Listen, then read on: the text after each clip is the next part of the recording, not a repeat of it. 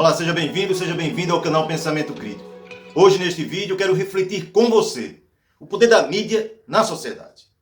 Antes de iniciarmos essa nossa conversa, eu gostaria de pedir a você que assistisse este vídeo até o final.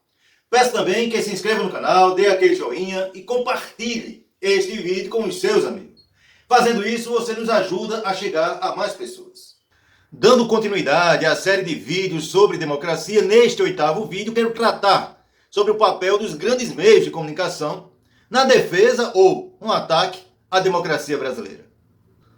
Historicamente, as grandes empresas de comunicação no Brasil nunca foram exemplo de defensoras da democracia, e muito menos dos interesses nacionais.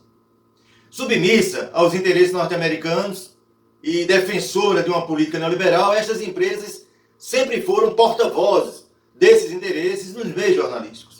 A Rede Globo, os jornais Folha de São Paulo, Estadão, entre outros, apoiaram o golpe militar empresarial de 1964, o governo neoliberal de Fernando Henrique Cardoso, e atuaram diariamente como opositor aos governos petistas de Lula e Dilma, apoiando e divulgando diversas fake news produzidas por Moro e companhia durante a Operação Lava Jato.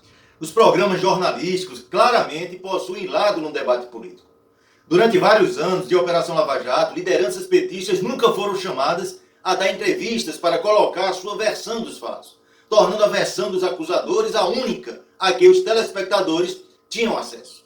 Mais recentemente, na cobertura da guerra da Rússia contra a Ucrânia, ela, ao invés de fazer um trabalho jornalístico criterioso, descaradamente assume um lado, demonizando a Rússia e o presidente Putin, enquanto endeusa a figura pseudo-heróica do presidente da Ucrânia e, evidentemente, enaltecendo os Estados Unidos, as potências europeias e a OTAN.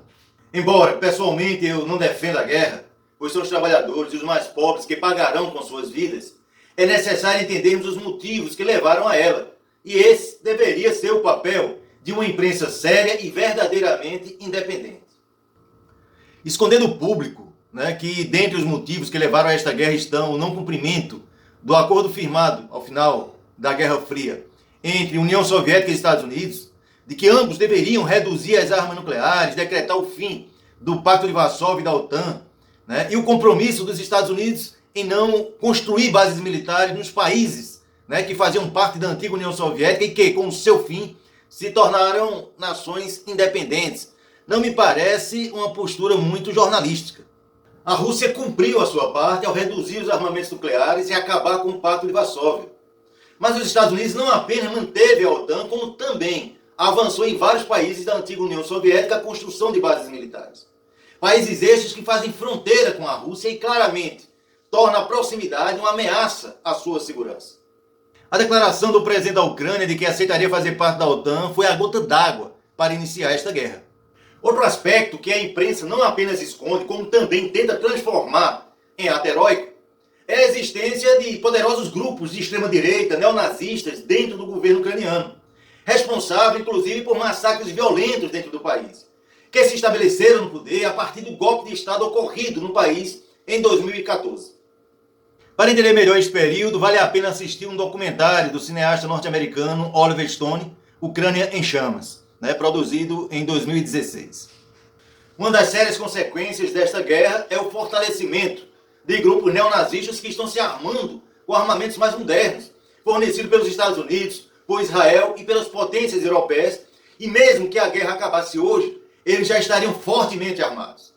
Já vimos o que ocorreu quando os Estados Unidos armaram o Talibã e a Al-Qaeda. Grupos neonazistas são bem piores, pois eles se articulam em diversos países, inclusive aqui no Brasil. Expor estas informações não é defender a guerra e nem a Rússia, mas buscar entendê-la para que ela não seja resumida às figuras dos mocinhos contra os bandidos, pois a realidade não é tão simples como nos filmes de super-heróis. As guerras não se combatem apenas num campo de batalha. Elas se combatem na opinião pública e as versões de ambos os lados buscarão justificar os seus atos. Porém, o trabalho jornalístico sério e independente não pode ser alto-falante e holofote para nenhuma versão. Ele deve buscar analisar os fatos a partir da própria realidade. Durante o segundo mandato do presidente Lula, houve uma tentativa de realizar uma regulamentação dos meios de comunicação aqui no Brasil, mas o governo foi acusado de querer cercear a imprensa, a liberdade de expressão. Na verdade, a regulamentação ela deve servir para democratizar o acesso aos meios de comunicação e, portanto, à informação. Segundo o Fórum Nacional pela Democratização da Comunicação, formado por mais de 500 entidades, apenas 11 famílias controlam os principais meios de comunicação em nosso país.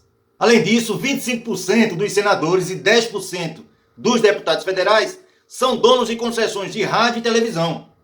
Esse quadro impõe restrições ao conteúdo transmitido, o qual expressa somente a vontade, dos detentores das concessões de emissoras, deixando de lado os interesses da população. A concessão de rádio e TV no Brasil sempre foi política e, por isso, os parlamentares possuem tantos veículos de comunicação, o que, claro, possibilita a estes maiores vantagens eleitorais, o que deveria ser proibido e revogado, pois toda concessão pública ela é temporária e pode ser cancelada pelo poder público.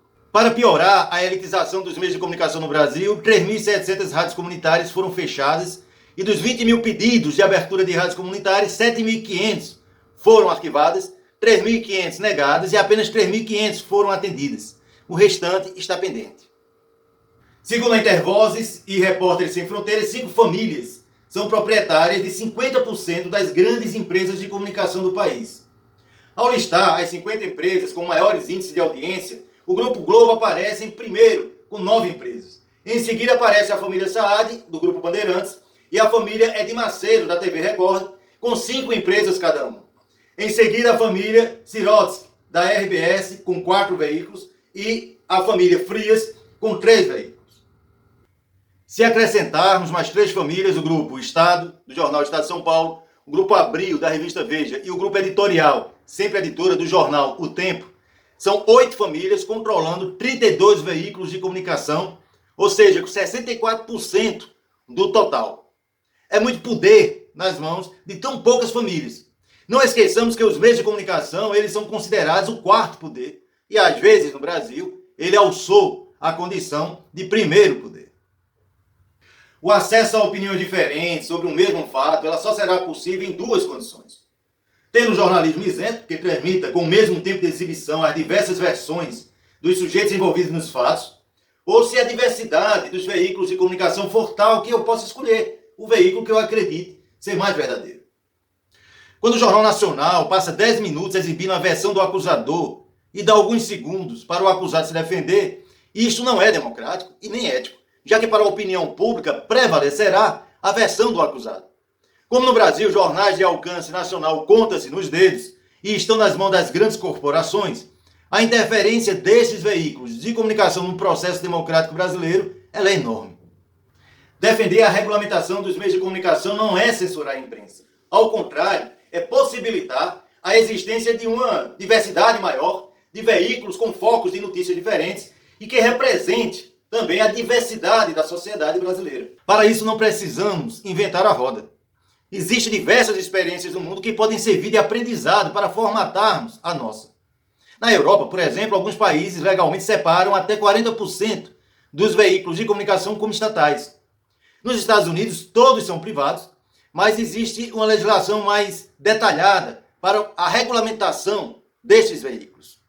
Enfim, é preciso modificar o atual modelo de concessão, até porque nós vivemos hoje em um mundo digital, que também passa a ser explorado pelos grandes veículos de comunicação, mas também tem a participação da sociedade organizada. O Fórum Nacional pela Democratização da Comunicação está lutando para obter 1,5 milhão de assinaturas, de modo que comece a tramitar na Câmara dos Deputados um projeto de lei de iniciativa popular que propõe a regulamentação da mídia no país, por mais liberdade, mais diversidade, mais pluralidade. Se você quiser conhecer melhor o Fórum, acesse seu site. Deixarei um link nos comentários. Não vou mais me estender, espero que tenha contribuído para a sua reflexão. Este é o 8º vídeo da série sobre democracia. Ao final deste vídeo aparecerá 2 vídeos relacionados a este tema. Se você quiser assistir, basta dar um clique sobre ele. É isso, eu vou ficando por aqui, espero que você tenha gostado do vídeo. Se você gostou deste vídeo, dê um like, compartilhe com seus amigos, com as suas amigas. Se você quiser nos dar apoio e assistir outros vídeos do canal, inscreva-se e ative o sininho para você ser notificado pelo YouTube ao ser lançado um novo vídeo do canal. Um grande abraço e até o próximo sábado.